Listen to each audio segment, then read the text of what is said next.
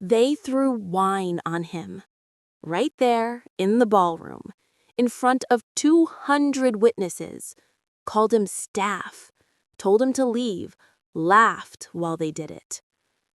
What they didn't know? He owned the company funding their entire $900 million deal. Not invested in it, not partnered with it, owned it. Every phone in that room was recording. Every whisper would spread. And the moment that wine hit his suit, the clock started ticking on the biggest financial collapse Soltrex Dynamics would ever see. He didn't raise his voice, didn't threaten, didn't even defend himself. He just walked out. And with one phone call, one quiet 10-second conversation in the hallway, he erased their future. Before we show you how it all fell apart, hit that subscribe button. These stories don't tell themselves, and your support keeps them coming. Now, let's go back to the beginning. You ever walk into a room and immediately know you don't belong? Not because you can't afford to be there, but because everyone's already decided you can't. That's the energy Ezekiel Lawson felt the second he stepped into the Meridian Crown Hotel ballroom. The place looked like someone liquefied money and poured it into architecture. Crystal chandeliers the size of compact cars, white marble floors polished so clean you could see your reflection judging you back. Tables draped in silk, not fabric. Champagne towers that cost more than most people's rent. And the people? They looked expensive too. Tailored tuxedos, dresses that probably had their own insurance policies, watches that could fund a startup. Everyone moved like they owned gravity, like the room bent around them instead of the other way around. Zeke walked in wearing charcoal gray. Clean cut, well-fitted, but not flashy. His locks were tied back neat. Simple steel watch on his wrist, nothing that screamed for attention. And that was the problem. In rooms like this, if you don't scream wealth, you're invisible, or worse, suspicious. The security guard at the entrance saw him coming and stepped directly into his path. "Sir, not a question, a warning. Deliveries come through the back." Zeke stopped, didn't blink, just reached into his jacket pocket and pulled out the invitation. Heavy cardstock, embossed gold lettering, the kind you don't fake. The guard's face shifted. Embarrassment tried to hide behind professionalism. "My apologies, sir. Enjoy your evening." But the damage was done. Zeke moved into the ballroom, and it was like walking through invisible barriers. Women clutched their purses tighter when he passed. Men glanced at him, then threw him. Like he was furniture. A waiter almost handed him a tray before catching himself. No one said it out loud. They didn't have to. Zeke found a spot near one of the marble columns, close enough to see the stage, far enough to stay out of the way. He wasn't here to mingle. He was here to observe. On every screen in the room, the same logo rotated, Soltrex Dynamics. And underneath it, the words that had every executive in the city salivating. $900 million infrastructure expansion, funding secured. The whispers were everywhere. Who's the investor? I heard it's international, Middle East oil money. No, someone said it's a tech billionaire going anonymous. Whoever it is, they're a ghost. No one's even seen them. Zeke leaned against the column and said nothing. Let them wonder. Up on stage, the lights brightened. A man in a perfectly pressed navy suit stepped up to the microphone, grinning like he'd just won the lottery. Nathan Vale, Chief Operating Officer. Smooth talker. Ego the size of the contract he was about to brag about. "Ladies and gentlemen," Nathan's voice boomed across the room, "tonight, Soul Track's dynamics makes history. Applause erupted on cue. Champagne glasses clinked like a symphony of greed. This $900 million deal will redefine smart infrastructure. We're talking next-generation cities, AI-integrated systems, a complete revolution in how the world builds. More applause, louder this time. Zeke watched, face neutral, no reaction. Then she walked in. Marissa Vale, Nathan's wife, draped in emerald silk and diamonds that could probably be seen from orbit. Hair styled like she just stepped off a magazine cover. Heels that clicked across the marble like a countdown. She scanned the room with the confidence of someone who'd never been told no in her life. Her eyes landed on Zeke, and she smiled. Not the friendly kind, the kind that says, "I see something out of place." She whispered something to Nathan. He looked over. His smile tightened. His eyes narrowed. Zeke saw it coming a mile away. Nathan stepped off the stage mid-speech, moving through the crowd like he was about to handle a pest problem. He stopped right in front of Zeke. Fake politeness stretched across his face like plastic wrap. "Excuse me," Nathan said, voice low but sharp. "I don't think you're supposed to be in this section. This area's for guests only." Zeke looked at him, calm, steady. "I am a guest." Nathan laughed, the kind of laugh that's meant to embarrass you in front of people. "Right, and I'm the King of England." A few nearby guests chuckled. Someone pulled out their phone. Marissa stepped up beside her husband, picking up a glass of white wine from a passing tray without even looking at the server. She tilted her head at Zeke, voice dripping with fake sweetness.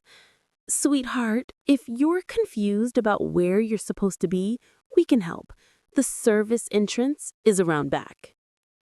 Zeke didn't respond. Didn't move. That silence made anger angrier. He stepped closer, voice dropping to a hiss. "Look, I don't want any problems tonight. Why don't you take this," he gestured to the wine glass in Marissa's hand, "and bring it to table 12. They've been waiting." Zeke's voice stayed even. "I don't work here." Marissa scoffed, loud enough for people to hear. "Please, that suit, that watch." She looked him up and down like he was a clearance rack. "You're not fooling anyone." Then Nathan reached out, took the wine glass from his wife's hand, lifted it, and poured. The white wine hit Zeke's jacket in a cold, spreading stain. It soaked through the fabric, dripping onto the marble floor. The room gasped. Phones came out like wildfire. Someone whispered, "Oh my God, did he just—" Nathan smirked. "There. Now maybe someone here will actually do their job." Marissa giggled behind her hand. Zeke stood there, wet, silent, staring at them both. Not angry, not embarrassed, just aware. He looked at Nathan, then at Marissa, then at the crowd recording every second. And without saying a single word, he turned and walked toward the exit. The double doors closed behind him with a soft click. Inside the ballroom, people whispered. Some looked uncomfortable. Most shrugged it off and went back to their champagne. They had no idea what was about to happen. In the hallway, Zeke pulled out his phone. One contact, one call. A voice answered immediately. "Mr. Lawson." Zeke's tone was calm, almost casual. "Pull the funding. All of it. Freeze every transfer. Announce the termination now." "Understood, sir." He ended the call, slid the phone back into his pocket, and exhaled. Back inside the ballroom, Nathan returned to the stage, still grinning, still bragging, still completely unaware. Until the screens flickered. Just once. A quick flash of black, then back to the logo. Nathan paused mid-sentence, glancing at the display behind him. The tech team would fix it. They always did. He cleared his throat and kept going. As I was saying, the first phase will redefine. The music skipped. A sharp electronic glitch cut through the jazz quartet's smooth melody. The violinist looked confused. The sound engineer in the corner started frantically adjusting levels. A few guests shifted in their seats. Nathan forced a laugh. Technical difficulties, folks, nothing we can't handle. But then the stage lights stuttered. Brightened, dimmed, brightened again. The crowd murmured. Marissa's smile faltered. She looked toward the tech booth at the back of the room, eyebrows raised in silent question. Nathan's jaw tightened. He leaned away from the mic and snapped his fingers at a young man near the stage. Get someone to fix this, now. The man nodded and hurried off. Nathan turned back to the audience, smile forced back into place. Just a minor. The screens went black. Completely black. For 3 full seconds, the ballroom held its breath. Then the Saltrix logo reappeared, but slower this time, lagging. A tech officer sprinted onto the stage, tablet in hand, face drained of all color. He didn't wait for permission. He went straight to Nathan and leaned in close, whispering something urgent. Nathan's expression shifted. Confusion first, then irritation. What do you mean, frozen? His voice was low, but the mic picked it up anyway. The tech officer whispered again, faster this time, words tumbling over each other. Nathan's face went pale. Across the ballroom, phones started buzzing. Not just 1 or 2, dozens. Executives reached into their pockets, pulled out their devices, and stared at their screens. One man's face went slack. A woman gasped, hand flying to her mouth. Someone near the front row swore under his breath, loud enough that people turned to look. What the hell? A voice muttered from table 5. Chairs scraped against marble as people stood, phones pressed to their ears, voices rising in panic. Check your portal. I'm locked out. The transaction's gone. It says terminated. Nathan grabbed the tech officer by the shoulder. What is happening? The officer's voice cracked. Sir, the funding, it's been pulled. Marissa stepped closer, champagne glass trembling in her hand. What does that mean, pulled? Nathan ignored her. His eyes were locked on the officer. How much? All of it. The words hung in the air like a death sentence. Nathan's voice dropped to a hiss. That's impossible. The wire was confirmed. The contracts are signed. Sir, The officer swallowed hard. The financier initiated a full capital freeze. Every transfer has been halted. The deal it's terminated. The ballroom erupted. Voices overlapped. Panic spread like fire. We just lost 70% liquidity. Who authorized this? My entire division's funding is gone. Marissa grabbed Nathan's arm, nails digging into his sleeve. Nathan, fix this. Fix this right now. Nathan shoved the officer toward the edge of the stage. Find out who did this. Get me a name. Get me a contact. I don't care what you have to do. We already know who it is. Nathan froze. What? The officer's hands were shaking. The order came directly from the financier. Ezekiel Lawson. Marissa blinked. Who? Nathan's mouth opened, closed. His brain was trying to catch up, trying to make sense of a name that shouldn't mean anything. Lawson, Nathan repeated slowly. Lawson Capital. The officer nodded. The mystery investor? Nathan's voice was rising now, confusion bleeding into something close to hysteria. That's him? Where is he? Get him on the phone. Get him here. I'll talk to him myself. He was here. The words landed like a grenade. Nathan's face went blank. What? The officer took a step back as if proximity might make him guilty. Ezekiel Lawson. He was in the ballroom 20 minutes ago. Marissa's knees buckled. Nathan caught her by the elbow, but his own hands were shaking. That's not possible, Nathan whispered. We would have known. Someone would have told us. A woman in the front row stood up, phone in hand, face twisted in horror. Oh my God, she breathed. She turned the screen toward the people at her table. One of them gasped. Another covered her mouth. The phone got passed, table to table, hand to hand. Whispers spread faster than the video itself. Is that? That's Nathan! He poured wine on him. Who's that guy? Wait, go back. Pause it. Someone held up their phone, volume loud enough for half the room to hear. Nathan's voice, recorded and replayed. Take the wine to table 12. Marissa's laugh, sharp and cruel. And then the image of Zeke, soaked, silent, walking away. Nathan's face turned white as bone. His voice cracked. That was him?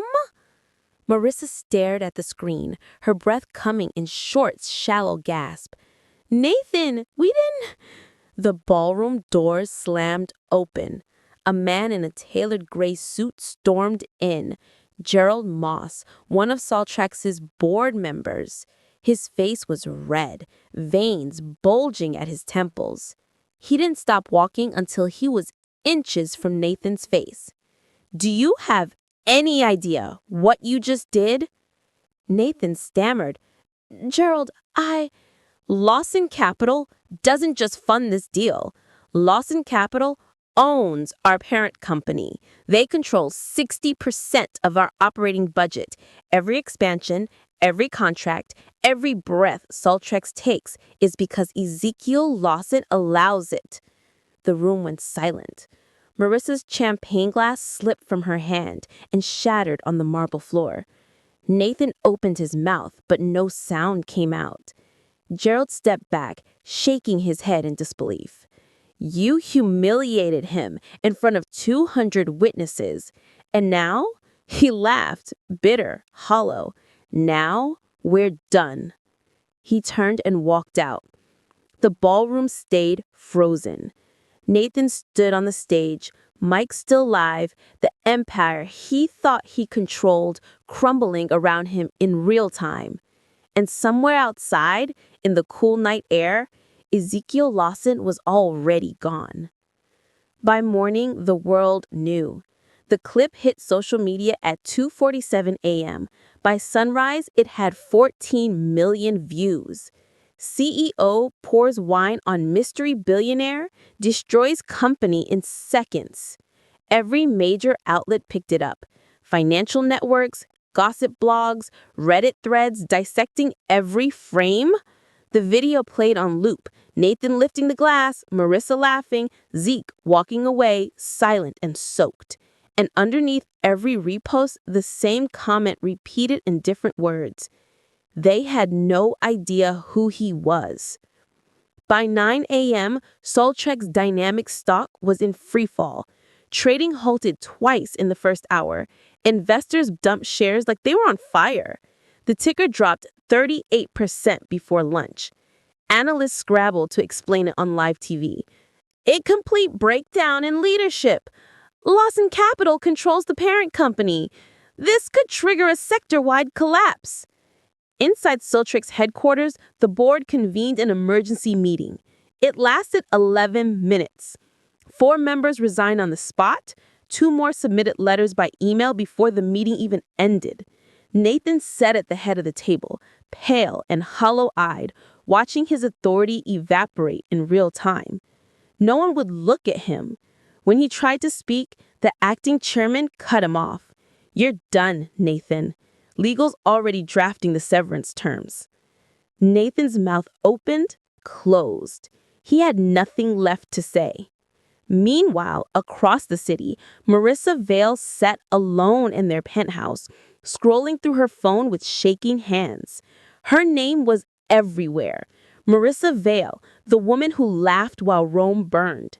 Entitled, Ignorant and Exposed, inside the minds of Marissa Vale. The tabloids tore into her with surgical precision. Old photos resurfaced, designer shopping sprees, dismissive comments at charity events, a leaked email where she called someone's assistant the help. Her social media accounts were flooded. Thousands of comments, none of them kind. She turned her phone face down on the marble counter and stared at her reflection in the window. This wasn't supposed to happen. Not to them. Across town, Ezekiel Lawson laced up his running shoes. The morning air was cool, quiet, the kind of silence that felt intentional, like the city hadn't woken up yet and didn't plan to rush. Zeke jogged his usual route, through the park, past the lake, around the fountain where an old man fed pigeons every morning at 7. He waved. The man waved back. No one stopped him. No one recognized him. Just another guy in a hoodie and worn Nikes. By the time he got back to his townhouse, the sun had fully risen. He showered, dressed in a simple gray Henley and dark jeans, and made breakfast. Scrambled eggs, toast, black coffee. His phone sat on the counter, face up. Notifications stacked on the lock screen. Emails, messages, news alerts. He ignored all of them. At 10 a.m., his assistant called. "Morning, Simone." Her voice was calm but pointed. "You've seen the news. I've seen enough. Soultrix is imploding. The board's in chaos. Nathan's been stripped of decision-making authority. Marissa's trending for all the wrong reasons." Zeke sipped his coffee. And, she paused. I could picture her leaning back in her chair, fingers pressed to her temple the way she always did when he was being difficult. "You could have warned them," she said quietly. "They could have treated people with dignity." Silence hung between them for a moment. Finally, Simone spoke. "You know they're going to come looking for you." "I know." "And when they do?" Zeke set his month down. "Then I'll listen, once." People always asked how Ezekiel Lawson built Lawson Capital. The truth wasn't glamorous. He grew up in a neighborhood where wealth was something you saw on TV, not in real life. His mother worked 2 jobs. His father drove delivery trucks 6 days a week. Zeke learned early that the world didn't hand you anything. You earned it, or you took it, or you went without. He chose the first option. Scholarships, side hustles, sleeping 4 hours a night while working through business school, building his first fund with money he scraped together from 3 investors who believed in him when no one else would. By 30, he'd quadrupled their investment. By 35, Lawson Capital controlled assets in 12 countries. And by 40, he could have bought and sold companies like Soultrix without blinking. But he didn't, because somewhere along the way, Zeke made a choice. He would never be the loudest voice in the room, never flaunt, never demand recognition. He let the work speak. And when people underestimated him, when they looked at him and saw someone they could dismiss, he'd remember, not out of bitterness, out of clarity. Because people revealed who they really were when they thought you didn't matter. And Zeke had built an empire on knowing exactly who people were. There was a line Zeke's mother used to say, "Power should never speak loudly unless justice needs volume." He carried it with him everywhere. That's why he didn't gloat, didn't issue press releases, didn't show up on CNBC to explain himself. He'd pulled the funding because Soultrix built their empire on arrogance and disrespect. The collapse wasn't revenge, it was consequence. In the penthouse across town, Nathan and Marissa sat in silence. The TV played in the background. Another analyst breaking down Soultrix's implosion. Another clip of the wine being poured. Marissa's voice was hollow. "We have to fix this." Nathan stared at the floor. "There's nothing to fix. It's over." "Then we make him over it." Nathan looked up. "What?" Marissa's eyes were red but sharp. Desperate. "We lost everything, Nathan. Everything. Our reputations, our money, our future. If we don't talk to him today, if we don't get on our knees and beg him to reverse this, we lose it all." Nathan's jaw clenched. He hated that she was right. He pulled out his phone, hands shaking, as he searched for any contact, any lead, any way to reach Ezekiel Lawson. And when he finally found an address pulled from some assistant's forwarded email, he whispered the only truth he had left. "If we don't talk to him today, we lose everything." Marissa grabbed her coat. They were out the door in 2 minutes. The drive to Zeke's townhouse felt longer than it was. Nathan gripped the steering wheel so tight his knuckles went white. Marissa sat in the passenger seat, staring out the window, lips moving silently as she rehearsed what she'd say. "We didn't know. We're so sorry. Please give us a chance to make this right." Her voice cracked on the last word. Nathan glanced at her. "Don't cry when we get there." "I'm not crying." "You will be. Just don't." She bit her lip and turned back to the window. Traffic crawled. Every red light felt like punishment. Every mile stretched into eternity. Nathan's hands trembled against the wheel.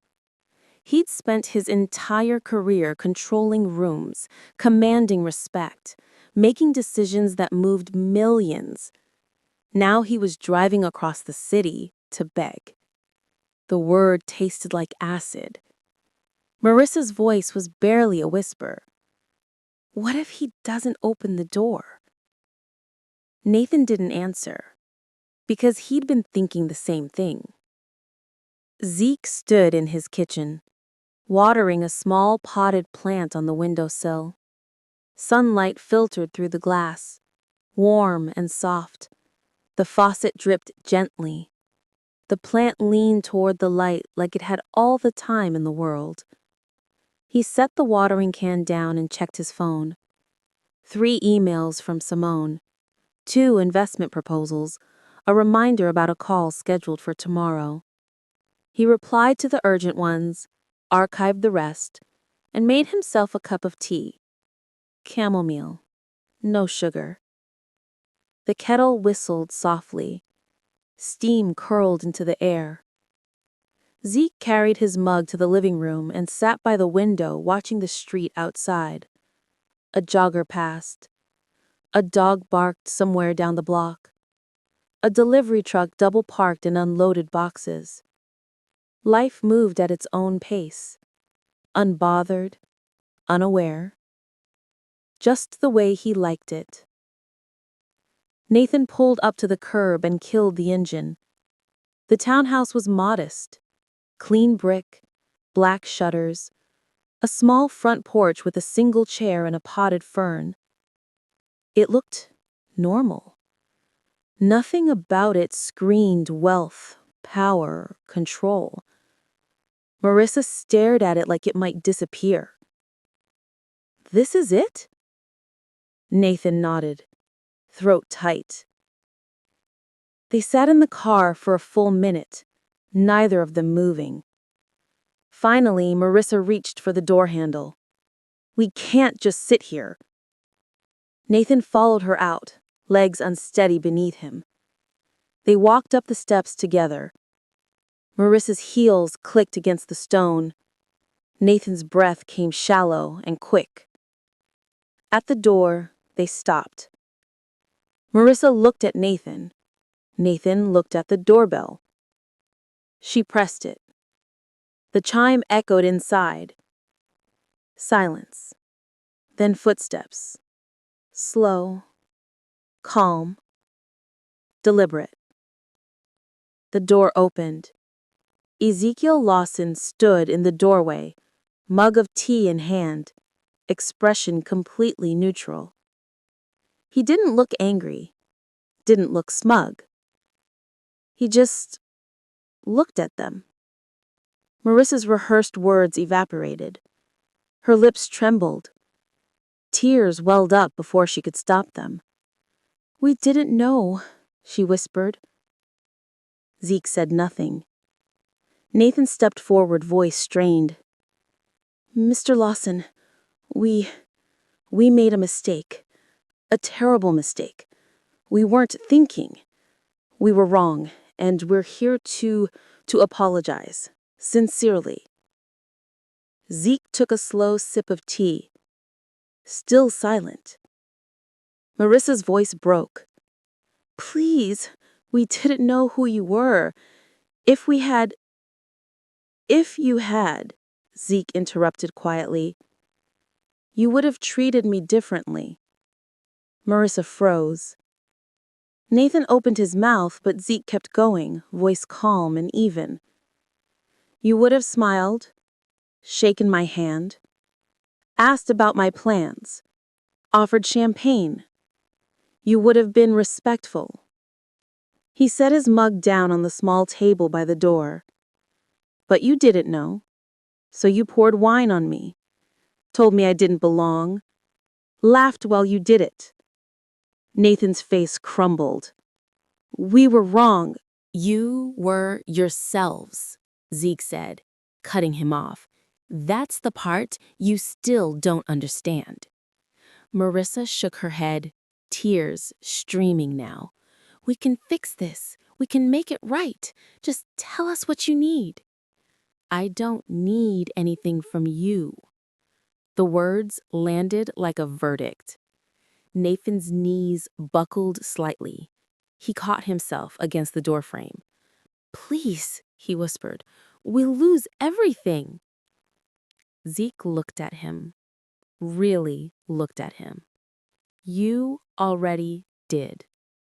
Marissa sobbed openly now, hands covering her face. Nathan stared at the ground, chest heaving. Zeke's voice stayed steady. No anger, no satisfaction, just truth.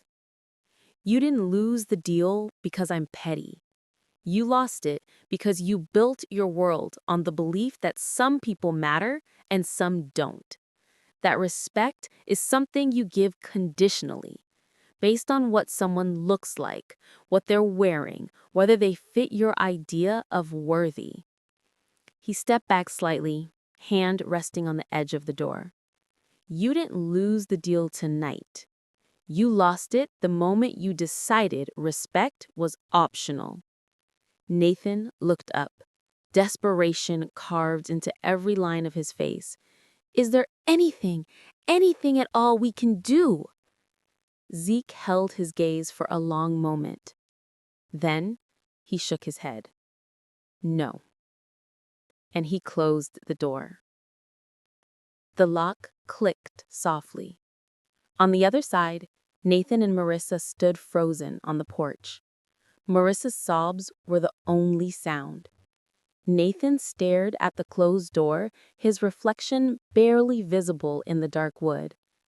After a long moment, he turned and walked back to the car. Marissa followed, shoulders shaking. They drove away in silence. Behind them, the townhouse stood, quiet and still. Inside, Zeke picked up his tea and returned to the window. Life outside continued unbothered. An hour later, his phone buzzed. A message from Simone. New partners from Singapore, interested in a $1.2 billion infrastructure collaboration, requesting a meeting next week. Zeke read it once, twice. Then he typed back, schedule it. He set the phone down and looked out the window again. The sun was still shining. The world was still turning, and Ezekiel Lawson's empire, it was only getting bigger. 6 weeks later, the headlines told the story. Saltrax Dynamics files for Chapter 11 bankruptcy protection. Nathan Vale steps down amid financial collapse. Former power couple, Marissa and Nathan Vale, where are they now? The company that once commanded billion-dollar deals was now selling off assets to cover debt. Board members scattered. Investors moved on. Partners found new alliances. Saltrax became a cautionary tale, a business school case study titled When Arrogance Costs Everything. Nathan and Marissa's names disappeared from guest lists. Charity galas stopped sending invitations. Their penthouse went up for sale. The luxury cars were repossessed quietly, without fanfare. Society didn't kick them out. It just stopped noticing they existed. And in a world built on visibility, that was worse. Meanwhile, across the city, Ezekiel Lawson signed a new deal. The conference room was sleek. Glass walls, leather chairs, a view that stretched across the downtown skyline. Representatives from 3 countries sat around the table, laptops open, contracts ready. Zeke sat at the center, calm as always. The partnership was worth $1.8 billion, renewable energy infrastructure across Southeast Asia. The kind of project that would change markets, reshape industries, create thousands of jobs. The lead negotiator from Singapore extended his hand. Mr. Lawson, this is the beginning of something extraordinary. Zeke shook it firmly. Let's make sure it is. No boasting, no grand speeches. Just work. After the meeting, Simone walked beside him down the hallway, tablet in hand. You know the press wants an interview, she said. They've been asking for weeks. Zeke adjusted his cuffs. They'll keep asking. You could use the attention, build the brand, show the world. The world doesn't need a show, Simone. It needs results. She smiled. You're impossible. I'm consistent. He stopped at the elevator and pressed the button. The Singapore team wants to throw a launch event, Simone continued. Big venue, media coverage, you'd be the keynote. Zeke glanced at her. Will it help the project? It'll help your image? Then no. The elevator doors opened. Zeke stepped inside. Simone shook her head, but she was still smiling. Because that was Zeke. Focused, grounded, unbothered by the noise. Later that week, Zeke sat in his office, reviewing proposals. A knock came at the door. Come in? A young woman stepped inside, Aisha, one of his junior analysts. She looked nervous. Mr. Lawson, I wanted to say thank you. Zeke looked up. For what? For the promotion, and for believing in me when no one else did. Zeke set his pen down. You earned it. I know, but... She hesitated. A lot of people wouldn't have given me the chance. My resume wasn't perfect. My background wasn't what they usually look for. Zeke leaned back in his chair. Aisha, I don't hire resumes. I hire people.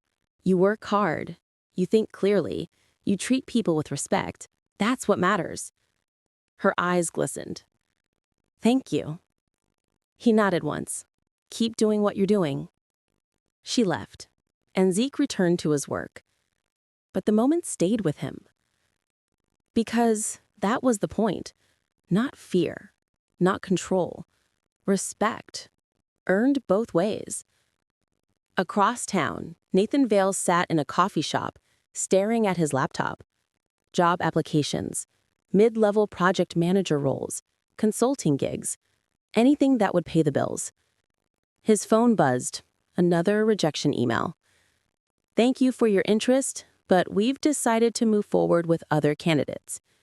He closed the laptop and rubbed his eyes. The fall had been swift, brutal, complete. No one returned his calls.